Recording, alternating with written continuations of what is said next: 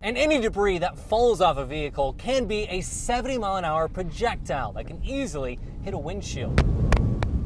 But even if it just falls on the ground, it's still an obstacle in the roadway that can easily cause a crash. That's why Mackin's there to pick it up. It's a typical case of supply and demand. Fans kept collecting, so companies kept producing.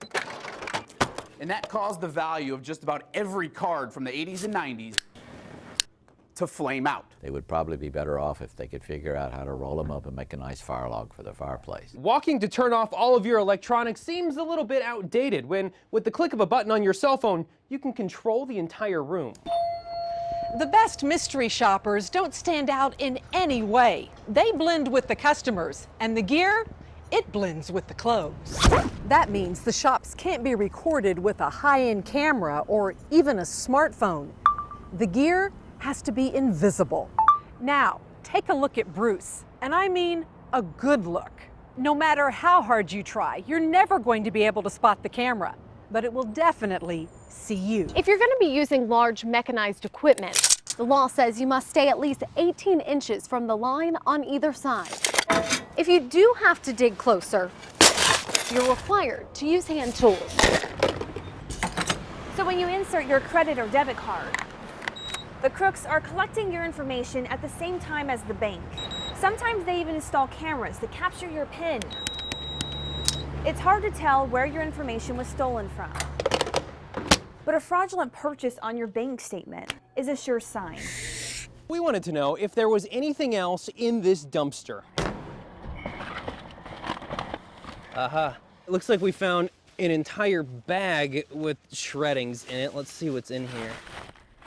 Oh yeah, looks like the middle of a social security card right here. You can see one of the numbers. If there is an incident within these concrete walls, the best concrete evidence is right above us. Surveillance cameras in nearly every square inch of this facility. The heavy rains created several potholes on this street that are bigger than an extra large pizza.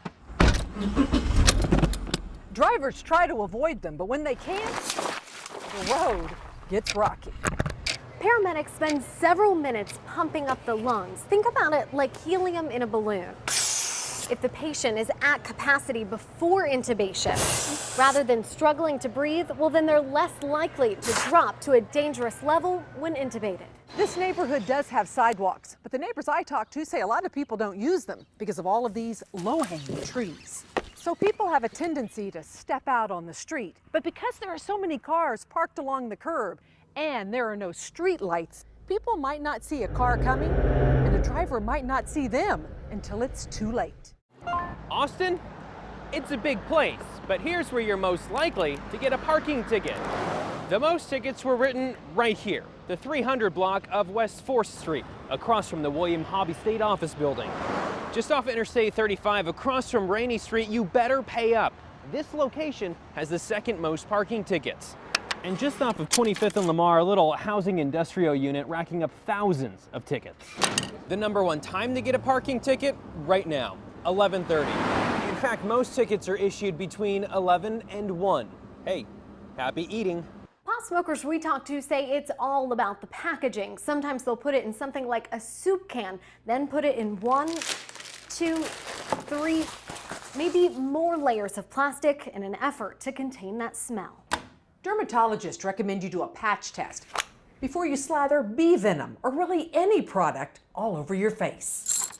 So I recruited 2 CBS Austin producers, and we're all going to put a little dab on the inside of our arms. Cassandra, you've never been stung. No. So you don't know if you're allergic. Kate, you don't think you're allergic. No, but I have been stung. All right. We're going to find out the real truth, though, in 24 hours. Right now, there's only handfuls of maroon patches, but over time, as seeds spread, more and more will pop up everywhere. And the fear is one day maroon bluebonnets will take over campus. For people worried about their privacy, it means tiny cameras that were at eye level now have a bird's eye view. The Court of Criminal Appeals could decide it's unconstitutional. Nobody could get in trouble. So whether you're out on the town, at the park with your kids, or any public place, you could be vulnerable.